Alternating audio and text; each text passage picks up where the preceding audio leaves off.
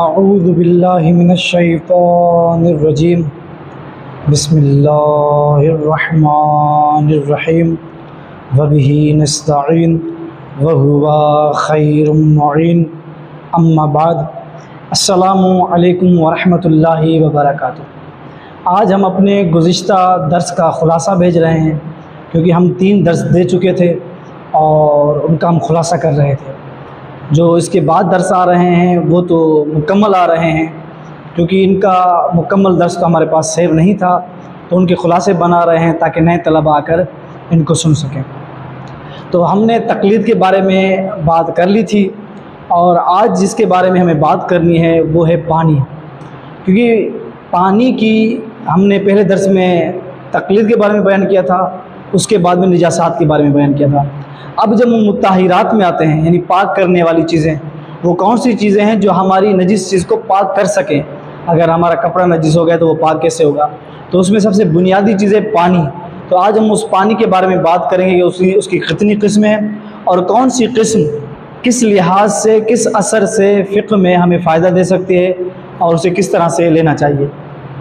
तो पानी की कुल 2 किस्में, या पानी मुतलक होगा या पानी मुज़ाफ़ होगा। तो लिहाजा मुज़ाफ़ की हम तारीफ़ कर देते हैं, फिर वहाँ से हमें अंदाज़ा हो जाएगा कि मुतलक पानी किसे कहते हैं। यानी हर वो पानी जो मुज़ाफ़ पानी न हो उसे मुतलक कहते हैं। अब मुज़ाफ़ पानी क्या है? मुज़ाफ़ पानी की 2 तारीफ़ें हैं, यानी इसे 2 तरह से समझिए, दोनों सूरतों में, या इस यूँ समझें कि मुज़ाफ़ पानी की 2 किस्में हैं, तो दोनों तरह में से कहीं एक तरीक़ा अगर तय हो जाए, साबित हो जाए, तो वो पानी मुज़ाफ़ कहलाएगा। पहला क्या है कि आपने वो पानी किसी और चीज़ से हासिल किया हो, जैसे तरबूज का पानी, यानी आपने तरबूज से हासिल किया है, या अर्क गुलाब यानी गुलाब का अर्क, या इसी तरह बेद मुश्क का अर्क। तो किसी और से अगर पानी आपने हासिल किया है तो उसे मुज़ाफ़ पानी कहते हैं। तो बस तरबूज का पानी या अर्क गुलाब या बेद मुश्क का अर्क, किसी भी तरह के जो किसी और से हमें पानी हासिल होते हैं, तो ये मुज़ाफ़ पानी कहलाते हैं। मुज़ाफ़ पानी पाक नहीं करता, नजिस चीज़ को मुज़ाफ़ पानी पाक नहीं करता। दूसरी किस्म क्या है कि एक पानी साफ़ है, शफ़ाफ़ पानी है, मगर आपने उसमें इस कदर मिट्टी में मिला दी है, मखलूत कर दी है, या उसमें सर्फ मिला दिया है, साबुन मिला दिया है, या कोई और चीज़ उसमें मखलूत कर दी है, और वो इस कदर मखलूत कर दिए कि अब लोग उसे पानी ही नहीं कहते। इस कदर मिट्टी डाल दी है, लोग कीचड़ कहते हैं। यानी उसमें उर्फ़, आम मुआशरा, आम बंदे उसे पानी ही ना कहें। तो अगर वो पानी जो साफ़ और शफ़ाफ़ था, उसमें कोई चीज़ मिट्टी, सर्फ, साबुन या कोई भी चीज़ इस कदर मखलूत या मिक्स कर दी जाए कि लोग उसे उर्फ़ उसे पानी ही ना कहें, तो उस पानी को मुज़ाफ़ पानी कहते हैं। जो इन दोनों किस्मों में ना आए उसे मुतलक पानी कहते हैं। और हमारे यहाँ मतमए नज़र, या हमें जो मुताहिरात में पाक करने वाली चीज़ें जो पानी पाक करता है, वो मुतलक पानी है। मुतलक पानी की 5 किस्में हैं: कुर पानी, जारी पानी, कलील पानी, बारिश का पानी और कुएं का पानी। ये 5 पानी है। क्योंकि आजकल के दौर में मुमकिन है बाज़ देहात में, बाज़ जगहों में कुएं के पानी के अहकाम लागू होते हों या उन्हें पेश आते हों। अक्सर जगहों पर कुएं के पानी के अहकाम दरपेश नहीं आते, मसाइल हमें दरपेश नहीं आते, तो हमें कुएं के पानी के मसाइल के साथ सामना नहीं करना पड़ता।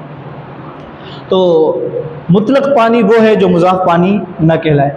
हमने आगे दर्स में यकीनन बयान करना है कि कुर पानी क्या है और कलील पानी क्या है, जारी पानी क्या है, और उसके क्या क्या अहकाम आएंगे, जो जो ज़रूरत होगी। तो देखें, कुर पानी की एक तारीफ़ याद रख लें कि हर वो ज़र्फ़ जिसमें 384 लीटर पानी आ सकता है, समा सकता है, और उसमें 384 लीटर पानी हो, तो उस पानी को कुर पानी कहते हैं। चाहे अब आप नल से धो रहे हैं, यानी वो जो टंकी है वो 384 लीटर की है और उसमें 384 लीटर का पानी है, और वो टंकी से आ रहा है, तो अब टंकी या नल से जो पानी आ रहा है वो तो थोड़ा है, कम है।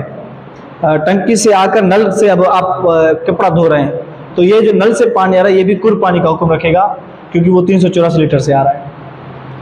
अब सवाल ये है कि अगर मेरा कपड़ा नजिस हो गया है, तो अब 2 सूरतें हैं। या तो कपड़ा जो नजिस हुआ है पेशाब से नजिस हुआ है, या पेशाब से नजिस नहीं हुआ। अगर कपड़ा पेशाब से नजिस हुआ है तो आपने या कुर से धोया होगा या बारिश के पानी से धोया होगा, या कलील पानी से धोया होगा या फिर जारी पानी से धोया होगा।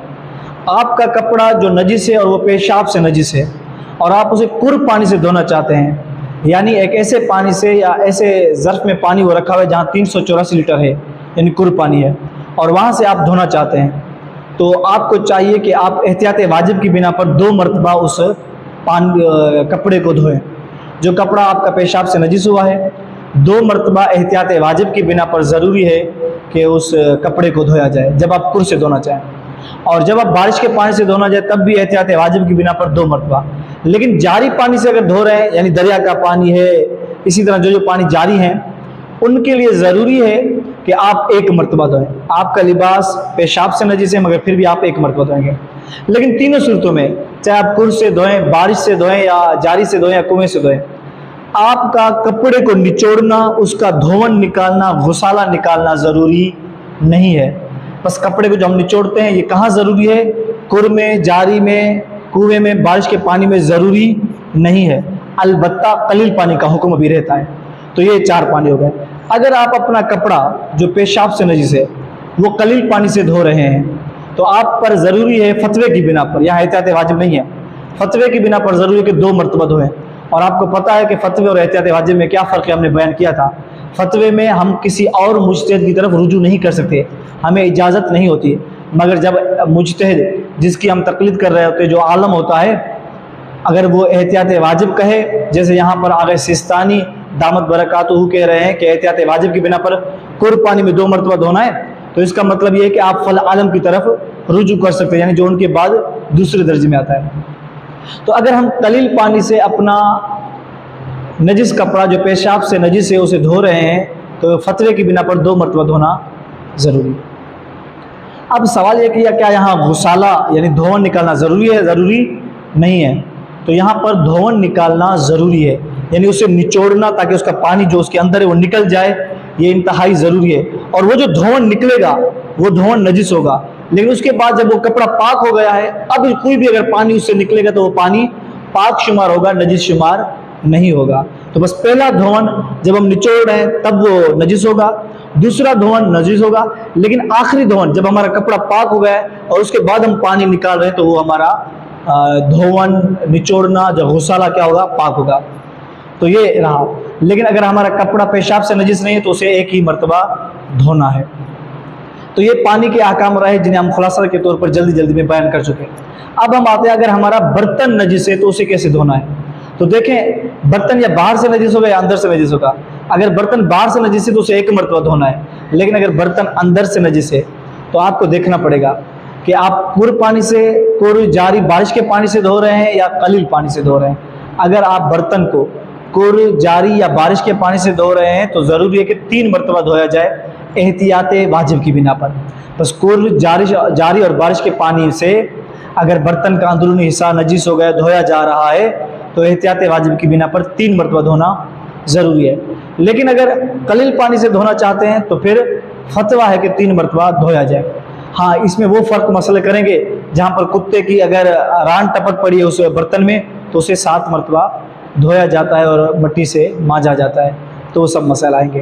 तो हमने ये खुलासा इंतहाई मुख्तसर करके आपके सामने पेश किया है और कुर्ब पानी की तारीफ़ आपके सामने पेश कर दी कि कुर्ब पानी में हर वो ज़र्फ़ जो 384 लीटर जिसमें पानी आए और हो उसे कहते हैं कुर्ब पानी। अब सवाल ये है कि मेरे पास एक ज़र्फ़ है, टंकी ले लें या कोई और हौज़ ले लें, जिसमें 500 लीटर पानी है, लेकिन वो पूरे का पूरा मुज़ाफ़ है। तो आया खून का एक कतरा अगर उस 500 लीटर में गिर जाए, क्या मेरा 500 लीटर नजिस हो जाएगा या नजिस नहीं होगा? तो पूरे का पूरा पानी 500 लीटर नजिस हो जाएगा, क्योंकि वो मुज़ाफ़ है और मुज़ाफ़ एक तो पाक नहीं करता और ख़ुद भी नजिस हो जाएगा। इसी तरह अगर मेरे पास 380 लीटर का ज़र्फ़ पे पानी मौजूद है और उसमें खून का एक कतरा गिर रहा है, तो क्या पूरा नजिस हो जाएगा? हाँ, पूरा का पूरा पानी नजिस हो जाएगा। लेकिन अगर मेरे पास 384 लीटर है या 390 लीटर है, लेकिन वो मुज़ाफ़ नहीं है, मुतलक पानी है, तो क्या खून के एक कतरे से वो नजिस होगा? नजिस नहीं होगा। बल्कि हमें देखना पड़ेगा कि वो पानी जहाँ खून गिरा है, तो आया खून की बू, खून का रंग या खून का जायका आया है या नहीं आया। अगर उस पानी में खून का रंग, खून का जायका और खून की बू आ गई है तो फिर वो पानी नजिस शुमार होगा। अगर उसने रंग, बू और जायका नहीं छोड़ा, पानी का रंग, बू और जायका तब्दील नहीं किया, तो फिर उसमें उसे नजिस नहीं माना जाएगा। तो आज तक पे इतना ही। खुदा हाफिज़, दुआ में याद। अल्लाह हाफिज़। व आखिरु दावाना अनिल हम्दुलिल्लाह।